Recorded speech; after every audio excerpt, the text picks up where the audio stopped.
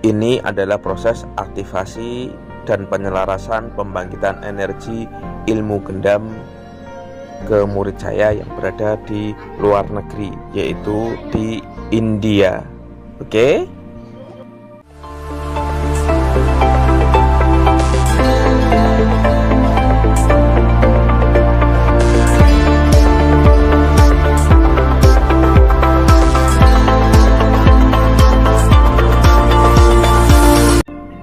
Gendam yang saya ajarkan di sini lebih ke gendam untuk terapi dan penyembuhan untuk berbagai kasus penyakit psikis dan psikosomatis dan membantu proses penyembuhan penyakit fisik.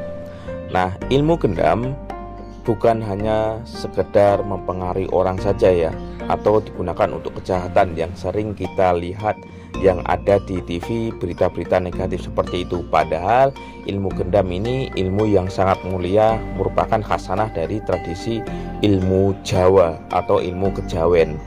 Dan ilmu gendam, misal ini gendam sirep ya, ilmu sirep. Nah, ilmu sirep ini dulu digunakan untuk membantu proses agar anak itu tidur ya. Zaman dulu ada anak yang rewel ketika lahiran atau masih kecil. Nah, itu kan ada anak yang tidak tidur sampai larut malam, sehingga orang yang menjaganya kecapean, terutama ibu dan suaminya. Dan ilmu gendam sirep ini digunakan untuk menyirep anak agar anak itu tidur ya, sehingga tidurnya nyenyak dan bisa beraktivitas seperti biasa orang tuanya.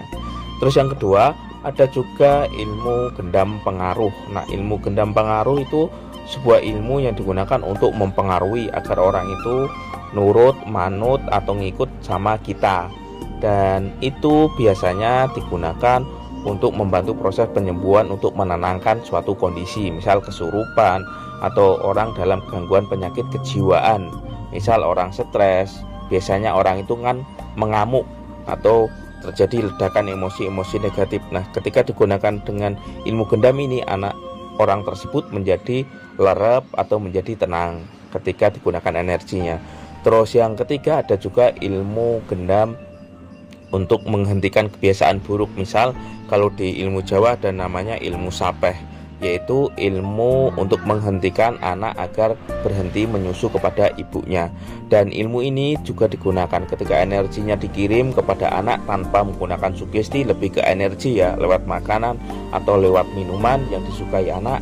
Nah, sehingga anak itu berhenti menyusu kepada ibunya. Dan inilah yang kita pelajari di ilmu-ilmu gendam, khususnya di gendam terapi atau gendam kuantum magnetisme dari Yusuf Aditya Padepokan Ilmu Hipnotis. Jadi tujuannya lebih ke mulia ya, selain untuk sebagai pengganti hipnoterapi, karena hipnoterapi itu untuk proses kebiasaan-kebiasaan negatif. Nah, ilmu gendam ini bisa digunakan untuk itu. Contoh tadi ilmu sape anak itu kan untuk menghentikan kebiasaan agar anak itu berhenti netek atau berhenti menyusui kepada ibunya.